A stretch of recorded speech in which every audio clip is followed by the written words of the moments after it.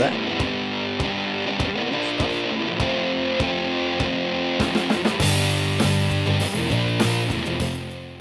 Show us your tips for the weekend of July 25th, 2020, last week of the racing season, Beaver. Yeah, got to love a good set of tips, mate.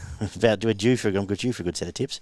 Actually, no, last time I was on here, I killed it. So we had the week off last week. We had a bit of a bye, and you still found Space Boy for everybody. Yes, I did. The week before was very productive for myself, and the week before that, you put the sword through everyone. So it's been a good little end of season hit out. Wasn't so bad because the track in Sydney last week was an absolute Yeah, I was pretty race. happy to miss that as a tipping thing. I think. How'd you handle the week given the way the track played? Yeah, look, mate, I was really disappointed watching racing last week. It was just that was about the worst I've ever seen, I reckon. Yeah. In regards to the bias in the track, particularly in Sydney, it was just absurd. How do you usually handle days like that? Do you put the queue in the rack, or do you try and work around it? Oh, mate, like last week, I put the queue in the rack. To be honest, I liked Space Boy, so I had a crack at that, and then in Sydney, I just backed off and just had to play elsewhere. Yeah, I ended up backing Madame Legend just because it was a clear leader. Yeah. Not a horse I would have gone looking for otherwise with CJ Graham and everything else, but rode it well enough and got something out of that, and unfortunately was knocked out in the final leg of both quaddies. So character building day, but we live to fight on, and it's the last, as I said, last week of this year's racing calendar. Any highlights from the last year, or question without notice? Should we save that for next week? We'll save that for next week. All right, we might look forward to next year. But for now, to wrap up the year, we've got a predicted wet Rose Hill. It's supposed to bucket down tomorrow, Arvo. Yes. Currently soft, rail in the 8, so I couldn't find a recent rail 8 Rose Hill in the last 3 years. So I treated it similar to I treat a rail 6 on pace again, unfortunately. Yeah. Obviously, if the track opens up during the day and the weather comes in, it'll probably even out. And last man standing, how do you approach the meeting? Yeah, look, I think cautiously Yeah. is the word. I think for the day I'll be a little bit cautious. I want to see how the track's playing early, which makes it a little bit harder to do your tips in advance. But, look, I've gone to look for things on pace most of the time. Yep, that's how I approached it too. We kick off the Quaddie, so for those joining us for the first time, Quaddie legs this week. As the feature spring racing hits, we'll start tackling the full feature meetings. But for now, Quaddie legs. So Rose Hill, the first leg of the Quaddie is a TB handicap over 1,400 metres, a benchmark 70. So a bit of the usual suspects of the last month or so. What's the market look like? Yeah, but probably some horses here that could go on to bigger and better things. Travest, $3.60. Dancing Gidget, $4.40. Frosty Rock, $6.50. Academy, $8.50. And Paper Warrior, $9.50. Rothenberg, 10s. Beautiful. How have we started the Quaddie here, Beaver? Look, Travest, I think's a horse with a bit of ability. Certainly wasn't ridden its normal pattern last start. It was drawn wide. It got taken straight back to the tail on a track that just gave it no chance, and still finished and ran a credible third. I'm going to, from gate 2, think it'll be up closer to the pace, and that may give it a much better chance in this. So I'm going to go for Travest. Frosty Rocks is obviously going to set the pace, so if it is a leader's track, look out there. And I liked the run of Rothenberg last start, around the $10.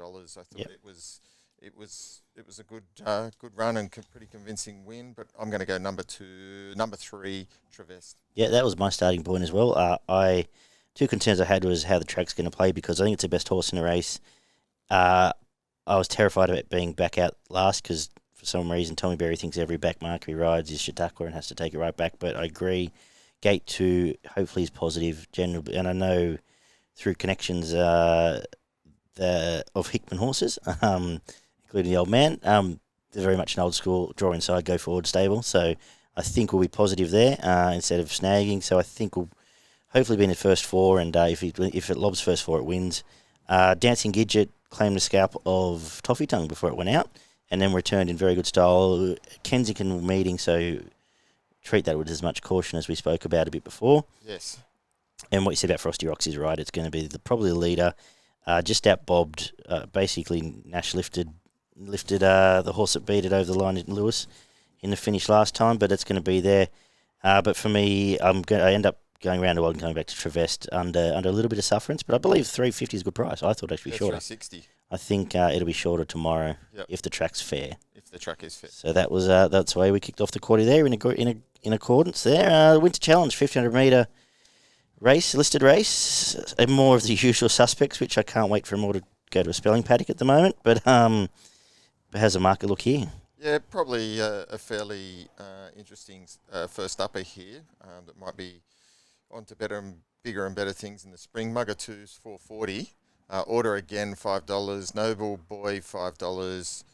Takamuchi $7.50. Deal Maker 8s and Special Missile 8s. What do you got? I didn't like the race at first. The initial impressions were I didn't really like in the lead up. I've had enough of all them. If you're looking at the lead up, the obvious is Noble Boy in order again there. I came back to the first upper actually. If it's a sticky track, I've been bitten by doing that. But the fresh form there, Mugger 2, trialled okay. It's the one heading to spring, I think. Yes. And the others are all heading to the paddock, as I said. So came back to that. Bowman booked. This could be running around in some very early spring races. Might even, I don't know what the plans are, but we'll be in those 2,000 metre pre-spring races there. And I think the others aren't. Perhaps Order again will battle on.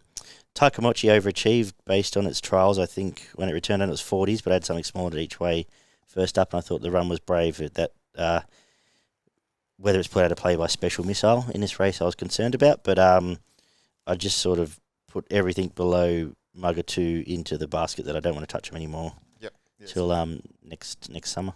Yes. Special Missile looks the leader. Mugger 2, I think if the track is fair enough, it can finish over the top of these. First up 1,500. Certainly will want to get out further later in its preparation, but let's hope it's primed for a first up tilt. 440, I think, is not bad value. Yeah, I think, again, better price than I half expected when I did the form. Yeah. Excellent. Well, that's scary. We're in agreement again. Race 8 over the 1,300 metres for benchmark 88. Beaver has a market look here. And I'll get you just to put your microphone up a bit higher there so I can hear. That's better. Another open affair here, mates. Prime Candidate is $4. Outback Diva is $4.20.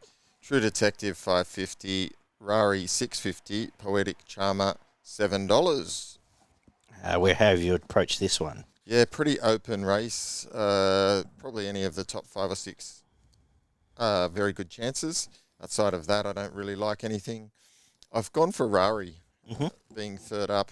I think it's probably ready to put its best foot forward now in a pretty open race. I think its first 2 runs have been okay. Hasn't had a lot of luck. I don't think Nash did it any favours last run.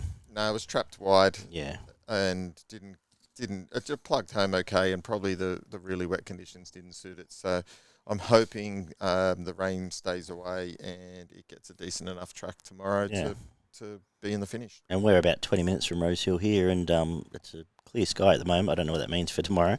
And by the time people watch this Saturday morning, it's probably going to be bucketing down, but fingers crossed a reasonable track. Most of the main chances here look to be horses that like to sit off the pace, but Rari would probably go forward. If not in the lead, it'll sit outside the lead. So that could suit. I went to the 2 leaders here. I looked to Outback Diva. Probably 3 leaders, 3 on paces here, I should say, because there's one at value as well. Prime Candidate, Tim Clark leaders, jockeys should go forward and probably take controls. Third up, good run behind Ian up in the lead up, which most of these horses come through. Battled on okay. And now third up for Bjorn and T. Clark probably gets control here. Rail to suit if the rail's playing fine by this stage, and is where I started. The other one from the fillies form was Outback Diva, who was brave behind Vitesse, but an average race probably. But they're the 2 on paces.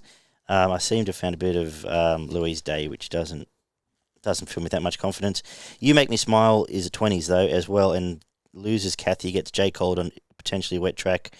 Outside gate means it's going to go forward and probably sit outside Prime Candidate if it's still with us, because the first 2 runs have been probably inconclusive. It's a good wet tracker, and at 20s that's almost going to be where I'm going to be leaning. Prime Candidate and You Make Me Smile from Outback Diva. No worries. Yeah. And we'll finish today in a tough quaddie with the 1,100 metre Rosehill Bowling Club handicap, another benchmark 78. With a good thing, I think, Beaver, but you can tell us the market first. Yep, I think you're right. Vada $2.15. Zana $7. Partners at $9. Pleasant $9.50. Minted $9.50. And Prairie Fire $10. Beautiful. Varda's moral. Liked its first up win. It's come back to the course and distance and being pretty dominant and soft on the line. There's nothing much in this race that's going to even... Prairie Fire was good last week, I'll give it that. But Varda, I think, is another one that's heading to early spring and should probably do exactly what it's been doing. And I think if you're getting black figures, it's a good bet. Yeah, I think you're right. Varda for me. I think Partners we know is going to go like the powers of piss. Yep. And lead. Varda's going to sit just behind it and probably get it in the last 100. Yep. And be too good. I think it'll be similar to last time where it just sort of went through the gears for a bit there and he's going to get there and then by the time the line was 2 lengths in front and had them covered. So I think a good bet there. And like I said, the backup horse Prairie Fry is there to run well again. It chased Space Boy bravely last... Was it the one that chased... Yeah, Space Boy? Yeah. Yep. Gave Space Boy a big scare for you last week, Beaver. Some better bets earlier in the card, I thought. Anything for you? Yeah, I don't mind the thing in the first. Hot and Hazy, I think it is. Okay. So Danny Williams from the bush. Yep. Okay. It's only had one start for one win. Mm-hmm. Brought it to town. I think it's going to probably be pretty hard to beat. So that's my other tip that I like earlier in the day. Beautiful. If you can run in Rahir and a run well again. Yep. If we can make ground, pretty keen Rahir and we'll win that race. And Corcho was a nice win in over the 2400 there. It's here to beat up all the horses that went through that 3,200 metre race 3 weeks ago.